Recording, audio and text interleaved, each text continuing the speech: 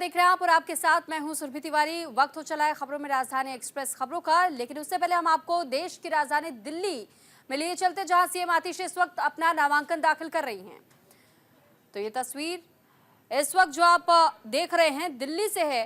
CM आतिशी नामांकन file करने के लिए पहुंची हुई हैं और ये डॉक्यूमेंट्स पर हस्ताक्षर करते हुए कालकाजी सीट से इस वक्त नामांकन अपना फाइल कर चुके हैं सीएम आतिशी।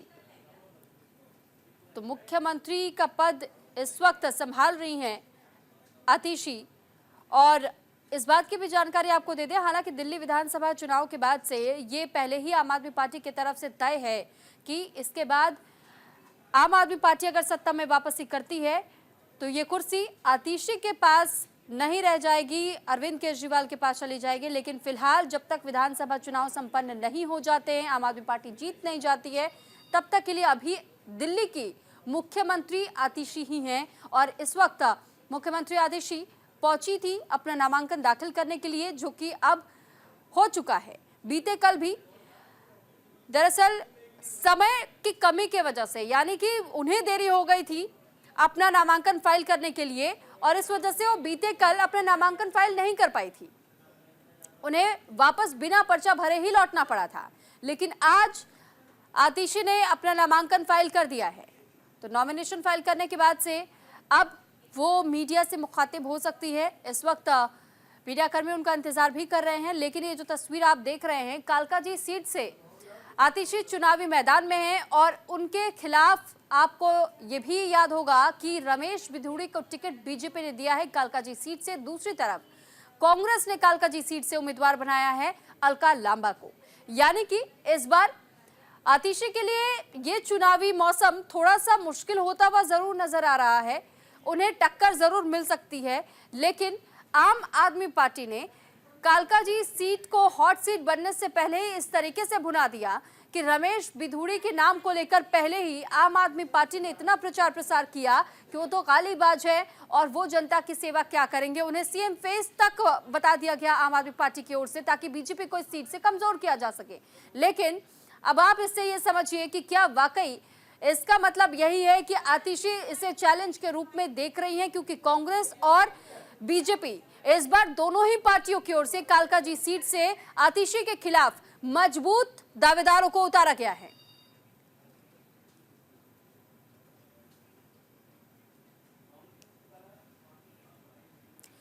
और अब खबरों में आगे बढ़ते हुए बात हरिद्वार की करेंगे। हरिद्वार में मकर संक्रांति पर गंगा स्नान किया गया। हर की पैड़ी पर श्रद्धालुओं का जन सैलाब देखने को मिला। धर्म नगरी में साल का पहला गंगा स्नान हुआ। श्रद्धालुओं ने गंगा में आस्था की डुबकी लगाई। हरिद्वार पुलिस ने सुरक्षा के पुख्ता इंतजाम किए। 8 जोन और 28 सेक्टरों में शहर को बांटा गया है। इसके साथ साथ आपको यह भी जानकारी दे दें, एक और बड़ी खबर इसी से जुड़ी हुई, बागेश्वर में भी मकर संक्रांति की धूम दिखाई दी है। सरयू और गोमती संगम तट पर लोग स्नान करने पहुंचे। श्रद्धालुओं ने आस्था की डुबकी लगाई।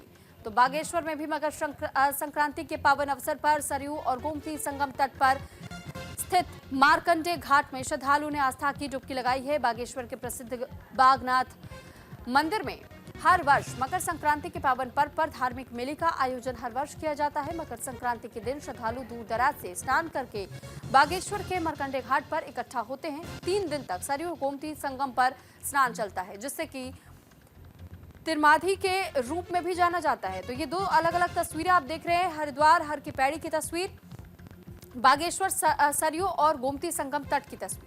तो दोनों ही तस्वीरें मकर संक्रांति के मौके पर बेहद ही खास हो जाती है, क्योंकि यहाँ संगम में आस्था की डुबकी लगाने के लिए लोग यहाँ पहुँचते हैं दूर दराज से। और साथ ही आप दूसरी तरफ ये भी देखेंगे, एक और जहाँ महाकुंभ का अवसर प्रयागराज में चल रहा है, तो वहीं हरिद्वार और बागेश्वर दोनों जगह से भी बेहद खूबसूरत तस्वीर लोगों की डुबकी लगाने की भी सामने आ रही है।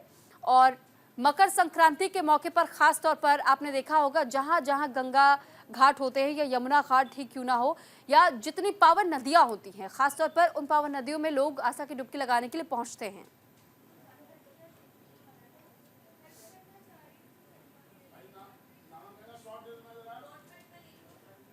तो आज मकर संक्रांति के पावन अवसर पर साल का पहला गंगा स्नान हरिद्वार में श्रद्धा और भक्ति के साथ में मनाया जा रहा है। सुबह से ही हर की पैड़ी पर श्रद्धालुओं की भारी भीड़ उमड़ी हुई है। लोग गंगा में स्नान कर घर और परिवार में सुख शांति और देश भर में भाईचारे की कामना कर रहे हैं। मकर संक्रांति स्नान पर देखिए संवाददाता संजय पुंजीत की खास रिपोर्ट। पूरे विश्व से आ रहे हैं और आकर के यहाँ गंगा में डुबकी लगाने का अलग महत्व है, क्योंकि आज जो है सूर्य उत्तरायण हो गया और चंद्र दक्षिणायन हो गया। इनका सबसे बड़ा महत्व है आज स्नान का। स्नान, दान, मान, सम्मान सब यही गंगा माँ है जो कि सबको देने वाले हैं सर। इससे मोक्ष की भी प्राप्ति दो के लिए गंगा जी आए हैं, सुख शांति के लिए और पितरों को भी उद्धार के लिए। मकर जब सूर्य उत्तरायण होते तब जो है पिंडदान करके अपने पितरों को उद्धार करते हैं। मकर संक्रांति के स्नान पर्व पर आज सुबह से ही धर्मनगरी हरिद्वार में आस्था का सैलाब उमड़ रहा है।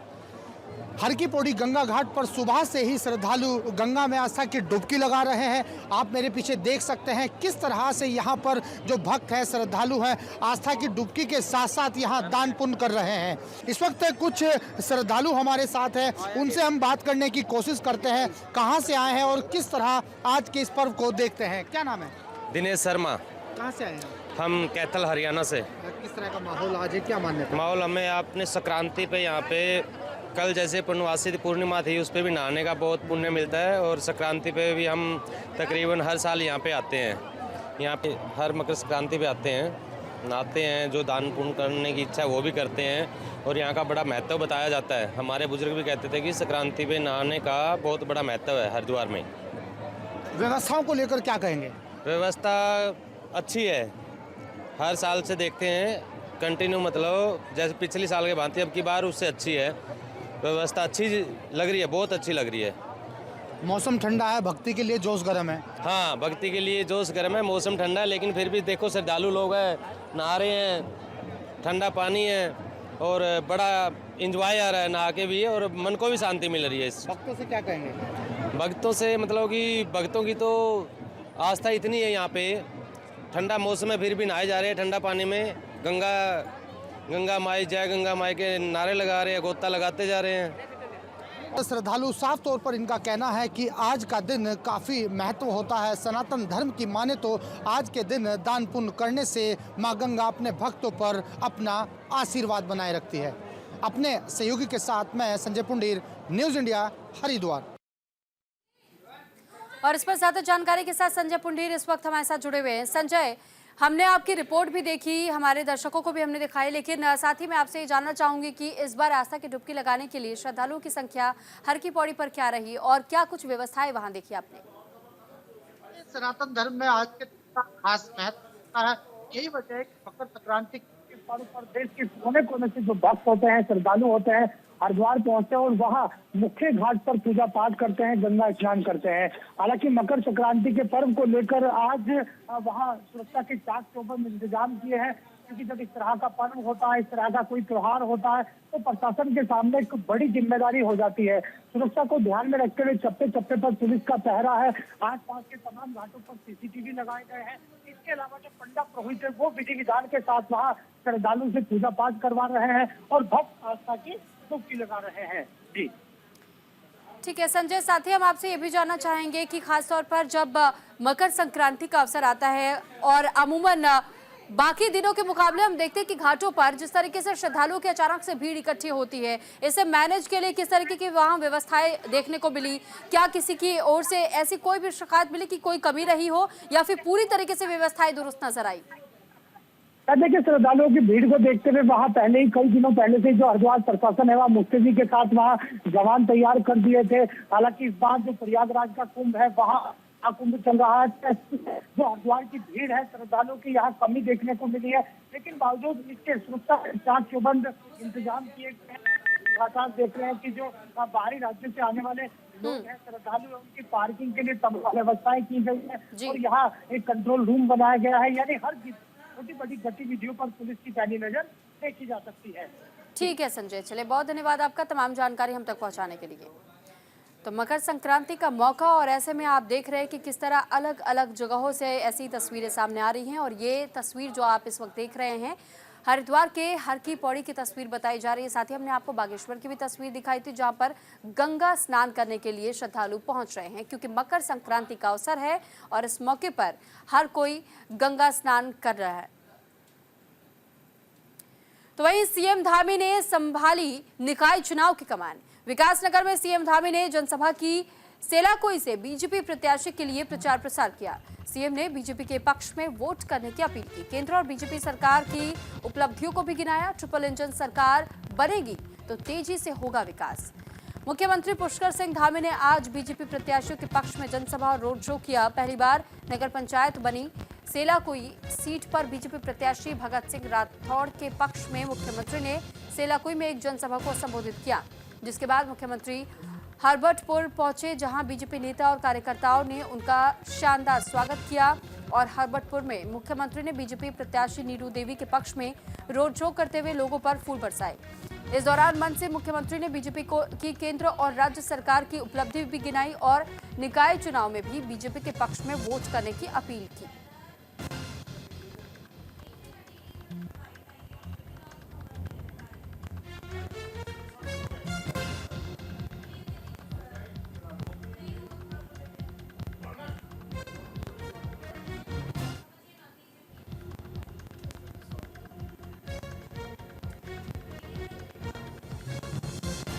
उत्तराखंड के अंदर लोगों में अपार जोश भी है, उत्साह भी है। उन्होंने पहले 2 सरकार बनाई है, निकायों में भी भाजपा की सरकार बनाएंगे, ट्रिपल इंजन की सरकार बनाएंगे और विकास 3 गुना तेजी से आगे बढ़ेगा। जो काम अभी रुके हुए हैं वो सारे काम होंगे। हम विकास को धरातल पर उतारेंगे। मैं सबसे निवेदन कर रहा हूँ, अनुरोध कर रहा हूँ कि जैसे उन्होंने 2 सरकार बनाई है वैसे तीसरी सरकार भी बनाने में आपका। तो वहीं हरिद्वार में बीजेपी ने बागियों पर एक्शन लिया है। 22 बागियों को पार्टी से बाहर का रास्ता दिखा दिया गया। 6 साल के लिए पार्टी से निष्कासित कर दिया गया है। हरिद्वार में नगर निकाय चुनाव के बीच बीजेपी ने उन कार्यकर्ताओं पर सख्त कार्रवाई की जो पार्टी के अधिकृत प्रत्याशियों के खिलाफ चुनाव लड़ रहे थे या अपने परिजनों को चुनाव में उतार रहे थे। बीजेपी जिला अध्यक्ष संदीप गोयल ने बड़ा कदम उठाते हुए 22 बागी कार्यकर्ताओं को पार्टी से 6 साल के लिए निष्कासित कर दिया। ये कार्रवाई नगर निगम हरिद्वार, नगर पालिका शिवालिक नगर और नगर पालिका लक्सर में बागी बनकर के चुनाव लड़ रहे कार्यकर्ताओं के खिलाफ की गई है।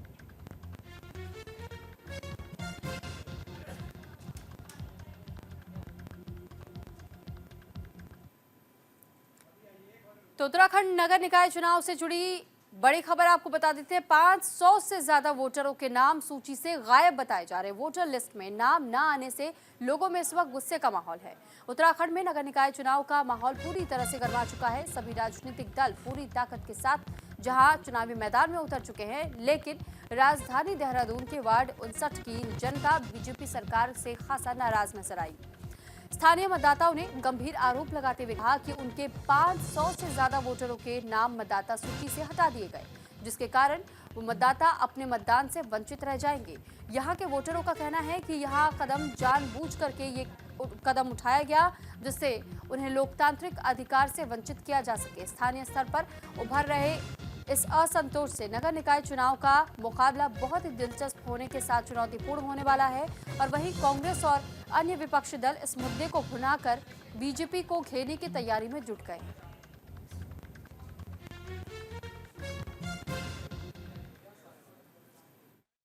पार्षद को आई थिंक अपने पे भरोसा नहीं है कि वो अपने काम के बेस पे जो 5 साल उन्होंने किया उस पर जीत पाते। अदरवाइज ये नाम कहाँ गए? हमेशा ये नाम आए हैं, इसी बार ये नाम क्यों गायब है? और मैं आपको ये ओपनली भी कह सकती हूँ, उन्हीं लोगों के नाम गायब है जो सौरव बुनियाद के सपोर्टर।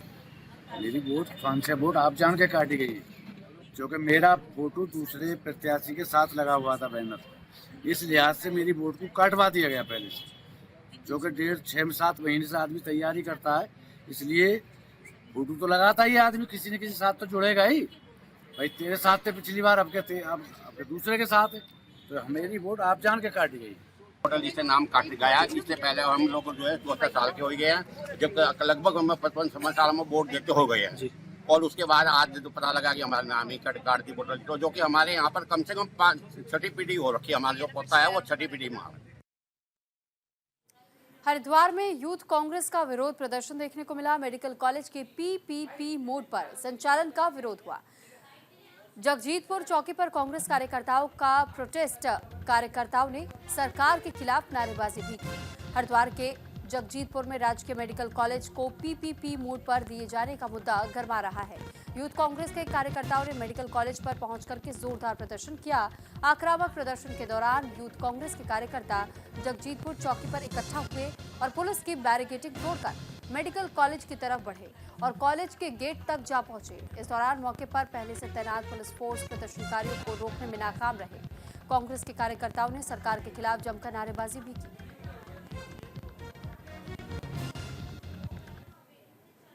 ऐसी क्या मुसीबत आ गई थी कि आपने नगर निगम की करोड़ों रुपए की ज़मीन ले ली, सरकारी पैसा जो हमारी गाड़ी कमाई, जो ये टैक्स पेयर्स का पैसा है, वो आपने लगा लिया।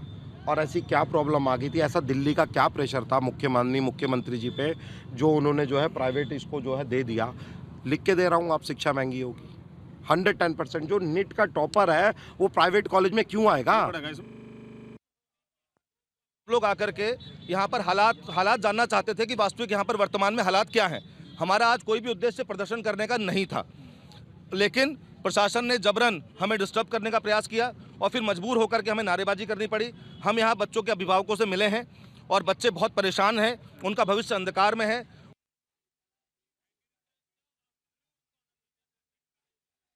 Medical college government medical college है, यहाँ पे पीपीपी मोड के जो निर्णय है उसके विरोध में एनएसयूआई की तरफ से यहाँ पे विरोध प्रदर्शन ये करा गया था। तो हमारे द्वारा इनको समझाया गया कि आचार संहिता लागू है, 144 लगी हुई, जिसको 163 बीएनएसएस बोलते हैं। अब इनको समझाया गया, तो उसके बावजूद ये लोग यहाँ पे आए हैं। तो देखिए अब कार्रवाई की जाएगी।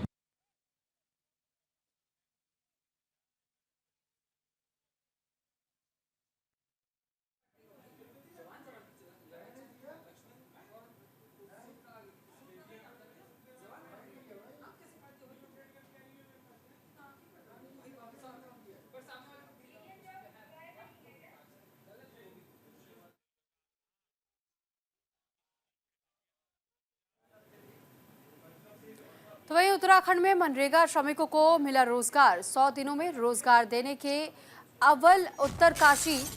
तो रोजगार देने को लेकर के लगातार जिस तरीके से कोशिशें की जा रही थी, इस बीच ये बताया जा रहा है कि रोजगार देने के मामले में उत्तरकाशी अव्वल है। रोजगार देने के मामले में देहरादून दूसरे पायदान पर है और अब तक 2272 परिवारों को रोजगार दिया जा चुका है। 100 दिनों में ही रोजगार देने में सबसे पीछे नैनीताल है।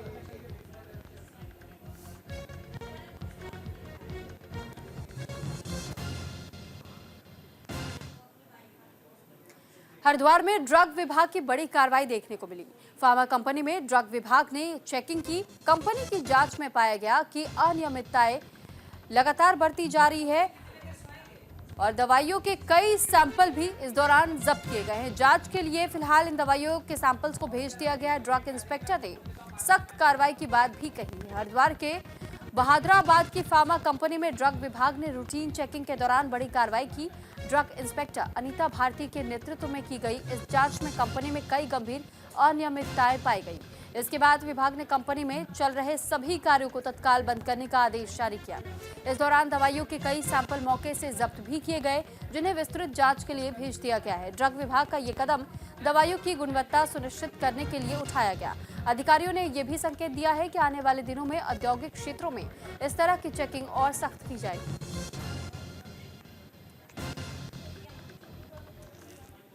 मेरे द्वारा ये बहादुराबाद में एक कंपनी है युवारोन करके, यहाँ पर कुछ मेरे पास शिकायतें मिली हुई थी और कि यहाँ पे जो है नियमों का पालन नहीं किया जा रहा। आज औचक निरीक्षण किया गया और पाया गया कि कंपनी में जो वर्कर्स हैं वो सारे नॉन टेक्निकल हैं, कोई भी केमिस्ट नहीं है और प्रोडक्शन और टेस्टिंग कुछ भी जो है वो नियमों के अनुसार नहीं हो रहा है। और जो मालिक है वो मालिक फ़िलहाल यहाँ पे है नहीं। लाइसेंस हालांकि जो है मुझे प्रस्तुत किया गया है इसका, बट जो भी यहाँ पे दवाइयाँ बन रही है उनसे रिलेटेड कोई भी डॉक्यूमेंट इनके द्वारा अभी प्रस्तुत नहीं किए गए हैं। और पानी की जो पानी यहाँ पर जितना भी पानी चाहिए होता है, स्टेबिलिटी दवाइयों की और टेस्टिंग एंड जो रॉ मटेरियल होता है उसके लिए कोई भी नियम्स नहीं है। तो हरिद्वार में चीनी मांझे पर एक्शन हुआ। प्रशासन ने बड़ी कार्रवाई की है। पुलिस ने 200 पेटियों को जला करके नष्ट कर दिया है और चीनी मांझे को लेकर के सख्त कार्रवाई की चेतावनी भी दी है। हरिद्वार के जगजीतपुर में चाइनीज मांझे से युवक की दर्दनाक मौत के बाद प्रशासन ने बड़ी कार्रवाई को अंजाम दिया। कोर्ट के आदेश पर ज्वालापुर पुलिस ने करीब 200 पेटियां चाइनीज मांझे की जब्त की और उसे जलाकर नष्ट कर दिया। प्रशासन ने यह कदम चाइनीज मांझे से हो रहे खतरों को देखते हुए उठाया। प्रशासन ने सख्त संदेश देते हुए इसे बेचने और इस्तेमाल करने वालों पर सख्त कार्रवाई की चेतावनी दी।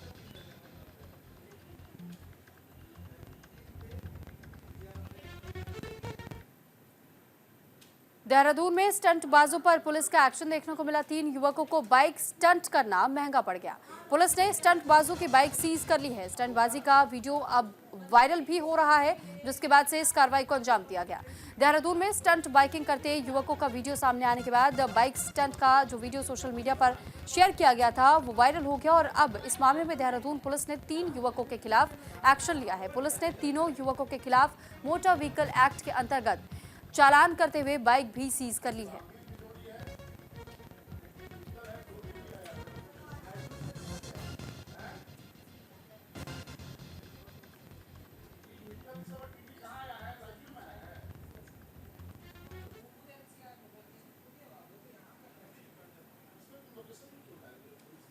इसी के साथ फिलहाल इस बुलेटिन में इतना ही। नमस्कार।